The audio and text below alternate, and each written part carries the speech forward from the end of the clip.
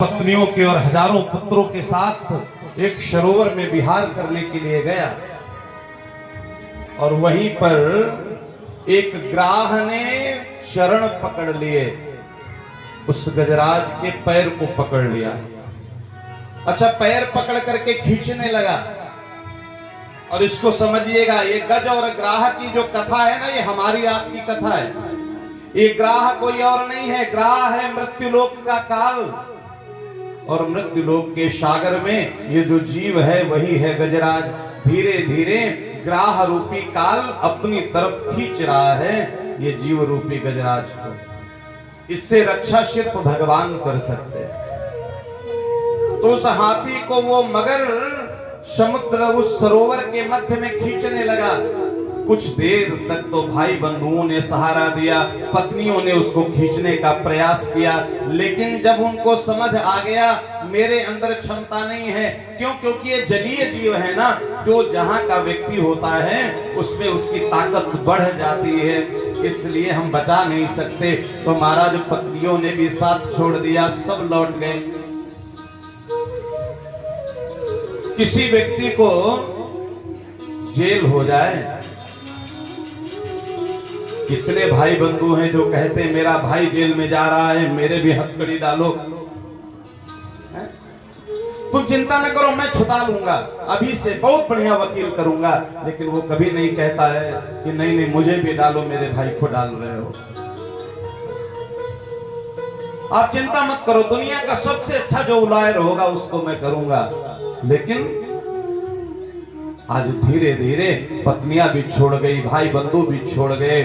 अब मध्य में जब पहुंच गया और कुछ नहीं बचा, उसको लगा एक क्षण और अगर इसने मेरे पैर को खींचा तो मृत्यु सम्मुख आएगी। पूर्व जन्म के संस्कार जागृत हुए, अपनी अपनी सूंड से कमल के पुष्प को तोड़ लिया। एवं व्यवसितो बुद्ध्या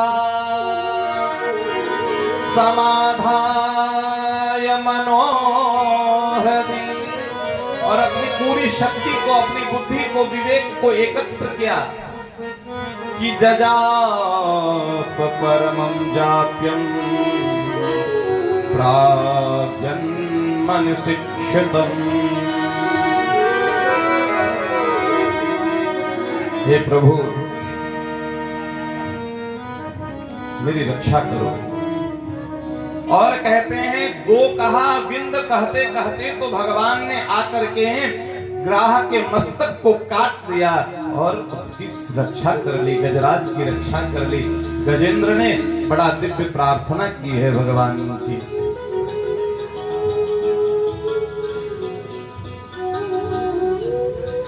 तो भगवान नहीं देखते कौन राक्षस है, कौन मानव है, कौन दानव है। यही प्रहलाद जी हैं, प्रहलाद जी के पुत्र हैं विरोचन, और विरोचन का पुत्र ही है राजा बलि। राजा बलि जब तब आक्रमण करके इंद्र से पद छीन लेता है, उसके बाद फिर इंद्र आक्रमण करते ये युद्ध चलता रहता है। राक्षसों के गुरु हैं शुक्राचार्य जी महाराज, देवताओं के गुरु हैं बृहस्पति जी महाराज। एक बार इंद्र को हरा करके राजा बलि ने पुनः अधिकार कर लिया। इंद्र से पुनः बहुत बड़ा युद्ध हुआ तो इंद्र ने बलि को मृत्यु प्रदान कर दी। शुक्राचार्य जी ने मृत संजीवनी मंत्र का जप करके उसको पुनः जीवित कर दिया।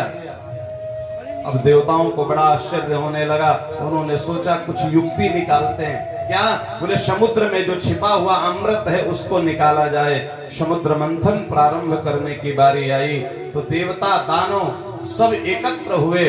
अब महाराज समुद्र का मंथन होगा तो घर की मथानी से तो होगा नहीं, उसके लिए मदराचल पर्वत को तैयार किया गया।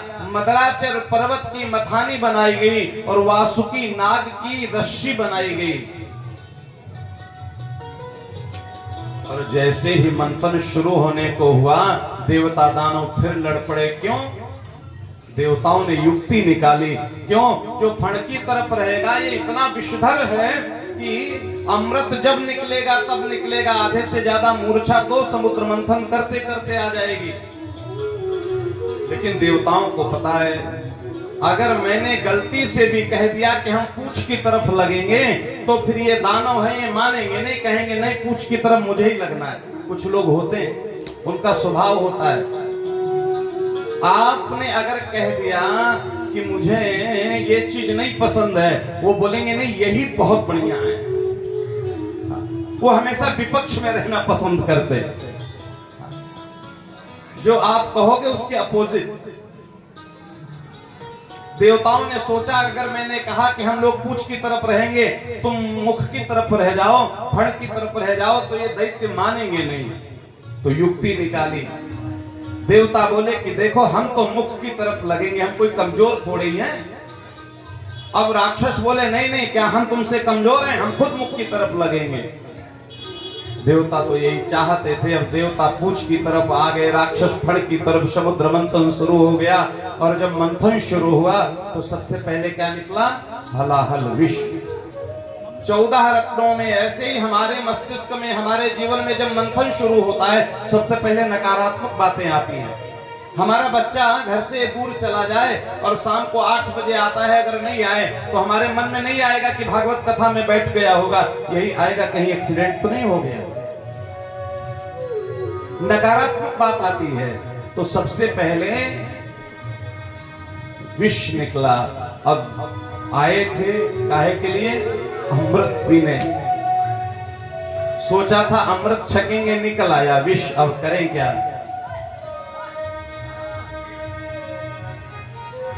भूत भावन भोलेनाथ जी को याद किया जाने लगा। भूत भावन भोलेनाथ जी प्रकट हुए और इस संसार की रक्षा के लिए उस हलाहल विष का पान कर गए।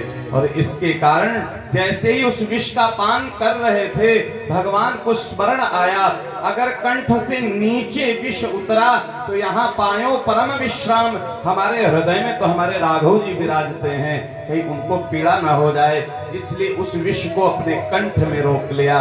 नाम हुआ नीलकंठ। बोले नीलकंठ भगवान की। ऐरावत हाथी निकला, महाराज इंद्र ले गए। उच्च श्रवा घोड़ा निकला, उसको राजा बलि ने ले लिया। चंद्रमा निकले, देवताओं में शामिल हो गए। मैया लक्ष्मी निकली दिव्य वरमाला लेकर के। अब तो सभी सोच रहे हैं लक्ष्मी को कौन प्रिय नहीं है, कौन नहीं चाहता लक्ष्मी मेरा वरण करे। अब लक्ष्मी जी इधर उधर दर्शन कर रही हैं, कोई तो मिले।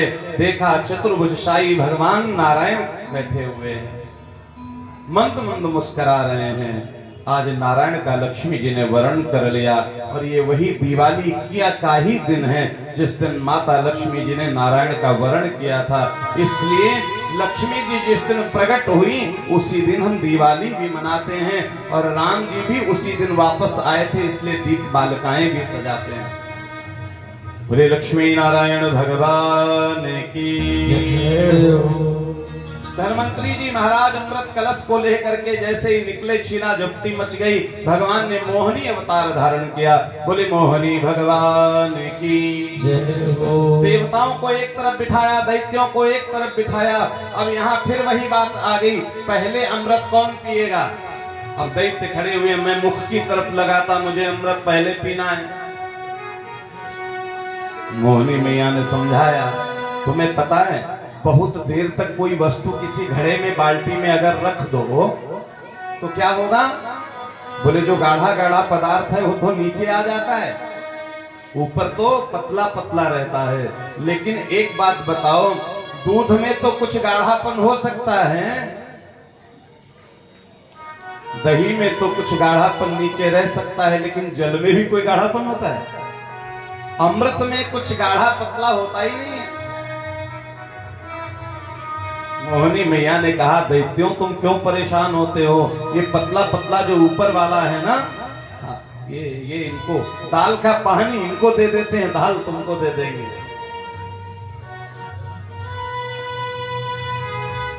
जब परोस रही थी मोहिनी मैया, एक स्वरभानु नाम का दैत्य था, वो समझ गया ये छलियां हैं, ये छल कर रहे हैं। चंद्रमा और सूर्य के मध्य में आकर के बैठ गया। जैसे ही भगवान ने अमृत का पान कराया, उसके जैसे ही मुख में अमृत गया, सूर्य चंद्रमा ने इशारा कर दिया, प्रभु ये दैत्य है। भगवान ने सुदर्शन धारण किया, उसका वध करने की चेष्टा की, लेकिन अमृत पान करने के कारण 2 टुकड़ों में होने के बाद भी उसकी मृत्यु नहीं हुई। यही सर्भानु नाम का दैत्य 9 ग्रहों में राहु और केतु के नाम से स्थान पाकर के प्रसिद्ध हुआ।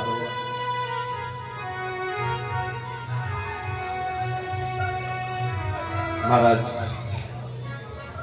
राजा बलि ने एक बार पुनः इंद्र के राज्य पर अधिकार कर लिया। मैया अदिति बड़ा पीड़ित हुई, कश्यप जी से कहा। कश्यप जी ने एक दिव्य मंत्र दिया, जिसके माध्यम से श्री वामन जी का प्रागट्य हुआ। बोले वामन भगवान की जय हो। राजा बलि यज्ञ कर रहे थे, वामन जी महाराज से प्रार्थना की है, मैया अदिति ने मेरे पुत्रों का राज्य ला करके वापस दो। जहां राजा बलि यज्ञ कर रहा था, भगवान वहीं के सामने से निकले।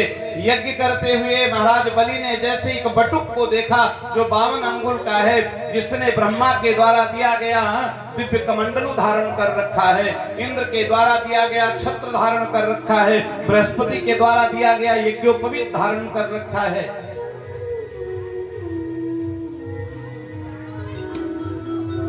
ऐसे 52 जी का जब दर्शन किया तो उस रूप पर मोहित हो गया। यज्ञ मंडप के द्वार पर आकर के महाराज वामन जी से प्रार्थना करने लगा, स्वागतम ते नमस्तुभ्यं ब्रह्मन् किं करवामते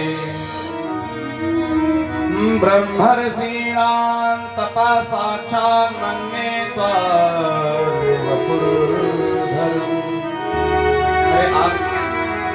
मेरे ऊपर भगवान की बड़ी कृपा है कि यज्ञ के मंडप के समीप आप आए हैं, मेरा आतिथ्य स्वीकार करिए। मैं कितना भाग्यवान हूं, कैसे कहूं। अद्यो नयो में सुहता यथा विधि। अनुचरों से कहा दिव्य थाल लेकर के आओ, चरणों का प्रक्षालन करो। राजा बलि स्वयं भगवान के चरण प्रक्षालन करने लगा। द्विजात्मना त्वच्चरणा वने जने हता हसोवाभिनिरंत भूरहो तथा पुनीता तनुधे पदयेस्तव। कहते हैं जब आपके घर में ब्राह्मण के चरण धुले जाते हैं और उस चरण के जल को पूरे घर में छिड़का जाता है तो पितर तृप्त होते हैं। लेकिन एक चीज ध्यान रखना, ब्राह्मण का तात्पर्य ये नहीं है कि सर्वभक्षी है, सब कुछ खा करके सब कुछ पी करके और सोचो उसके चरण का जल छिड़कोगे तो पवित्रता आएगी। नहीं, जो गायत्री की उपासना करता हो, धर्म आधारित जीवन जीता हो, जिसके जीवन में शुचिता हो, पवित्रता हो, ध्यान हो, तप हो, ऐसे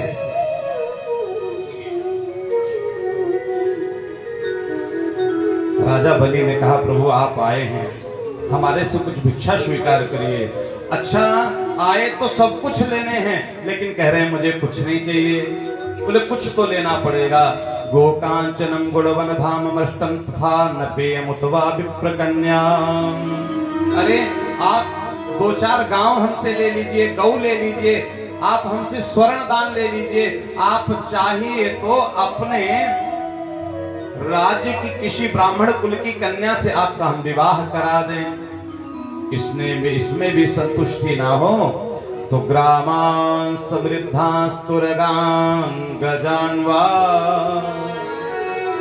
आपको हम हाथी दान कर दे, घोड़े दान कर दें। रथास्तथारहत्तम संप्रतीक्षा, आपको हम रथ दान कर दे, आप जल्दी से बताइए, मैं आपके सिर्फ आदेश की प्रतीक्षा कर रहा हूं। भगवान बोले नहीं मुझे कुछ नहीं चाहिए। नहीं लेना तो पड़ेगा, क्योंकि मेरे द्वार से कोई ब्राह्मण कुछ लिए बिना जाइए, मुझे स्वीकार्य नहीं है। बोले अगर देना ही चाहते तो पहले संकल्प करो।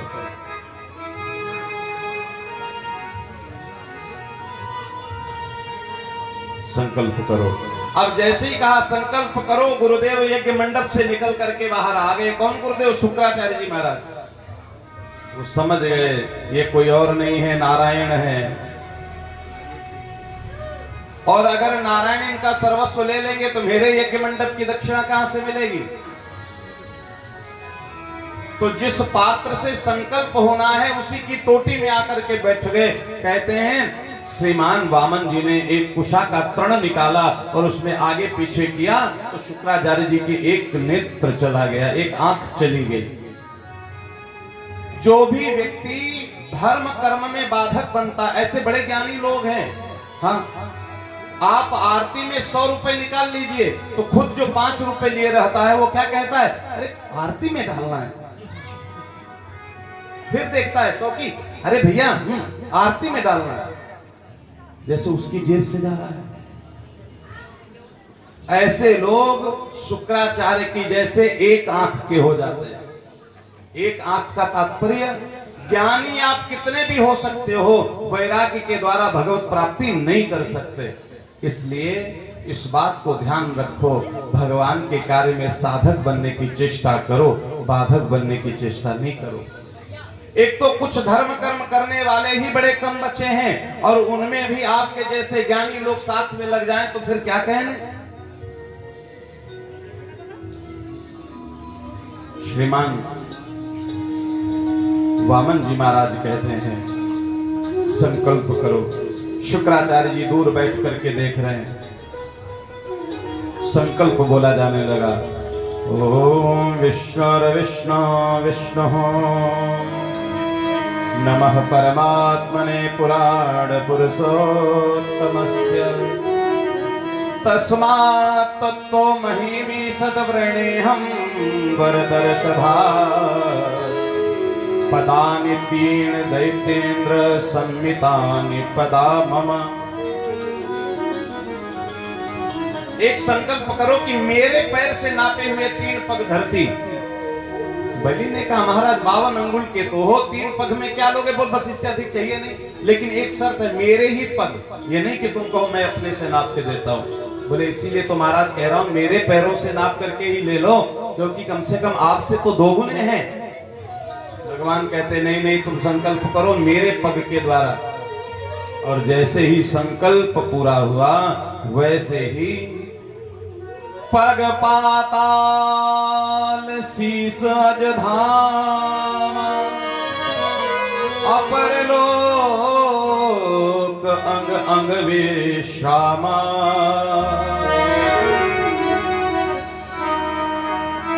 एक पैर पाताल को गया है महाराज, दूसरा पैर ब्रह्मलोक में गया, यानी यहां से लेकर के समस्त ब्रह्मलोक तक को नाप लिया 2 पैरों में। शुक्राचार्य जी कहते हैं अरे राजा बलि मत देना। क्यों? क्योंकि शास्त्र कहता है, ये शास्त्र की मर्यादा है। संकल्प झूठा कर सकते हो कब? जब बोले सब कुछ तुम्हारा छीन रहा हो, कोई तुम्हारा सारा वैभव लूट रहा हो, झूठ बोल दो। कहीं गौ हत्या होने जा रही हो, गौ का हत्यारा पूछे गाय इधर गई, बोलो नहीं। किसी कन्या का विवाह हो रहा हो, 2-4 गुण अधिक बताने पड़े तो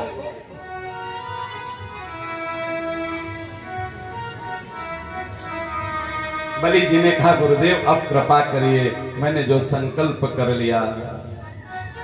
अरे तुम जानते नहीं हो, ए सवैरोचने साक्षात भगवान विष्णुरव्ययः। ये अरे वैरोचन अर्थात बलि विरोचन के पुत्र ये भगवान विष्णु है। कश्यपाद तिरजातो देवानां कार्य साधका, देवताओं का कार्य सिद्ध करने के लिए ये यहां पर उपस्थित हुए हैं। बलि कहता है जो जगत का दाता है, अगर वो मेरे द्वार पर भिखारी बन के आया है तो मैं जरूर दूंगा। आज बड़ी दिव्य स्थिति उत्पन्न हुई। एक भक्त भगवान को अपना सर्वस्व समर्पित करने जा रहा है और हम अपने को भक्त कहते हैं 10 रुपए की नोट भी बचाने में। पैसे से भगवान का कोई संबंध नहीं है, समर्पण से है। आज जब सब कुछ हो गया तो भगवान ने कहा 2 पग तो नाप लिए, तीसरा कहां पर नापूं। बलि ने कहा प्रभु आप धृष्टता को क्षमा करें, लेकिन एक बात बताओ। बोले क्या? दी गई वस्तु बड़ी होती है या देने वाला? बोले बड़ा तो देने वाला होता है। वस्तु किसी का घर मकान उसकी हाइट से बहुत बड़ा हो सकता है, लेकिन बड़ा तो स्वामी ही होता है। तो बोले महाराज एक बात सुनिए।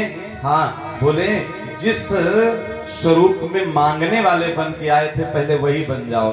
भगवान पुनः वामन बन गए, घुटने के बल बैठ गया राजा बलि और कहा प्रभु आप ही कहते हो ना, क्षित जल पावक गगन शमीरा, इस शरीर में पृथ्वी है ना? बोले हाँ सो तो है। बोले इस चरण से इस शरीर की भी पृथ्वी नाप लो। आज वामन जी ने जैसे ही अपना चरण बलि के मस्तक पर पधराया है, समझ लीजिए भगवत ऐसी कृपा हुई है, अश्रु की धारा गिरने लगी। प्रभु प्रभु दुनिया का कोई साम्राज्य अपनाए ये बड़ी बात नहीं है, लेकिन मेरे जैसे अधम को स्वामी आपने स्वीकार कर लिया, ये बहुत बड़ी कृपा करी है। बोले भक्तवत्सल भगवान की जय हो।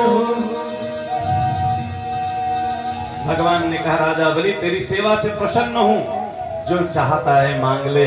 बलि कहता है अभी थोड़ी देर पहले मेरे से मांग रहे थे, अब दाता बन गए। लेकिन भगवान ने राजा बलि को सुतल लोक का राज दिया और बलि ने कहा प्रभु देना चाहते हो ना, तो जिस सुतल लोक का आपने राज दिया है मैंने सुना है वहां 52 दरवाजे हैं, और इसी 52 के स्वरूप में मैं 52 में से किसी भी दरवाजे से निकलूं तो हर दरवाजे पे आपके दर्शन मिलने चाहिए। महाराज चौकीदार बना करके रख लिया। भगवान चलने को हुए तो उसने कहा प्रभु आपने चरण मेरे सर पर तो रख दिए, लेकिन पता है हम जब प्रणाम करते हैं तो आपके चरणों तक आते हैं, लेकिन जब तक वरद हस्त न मिल जाए तब तक इस संसार में हमें संरक्षण कौन देगा?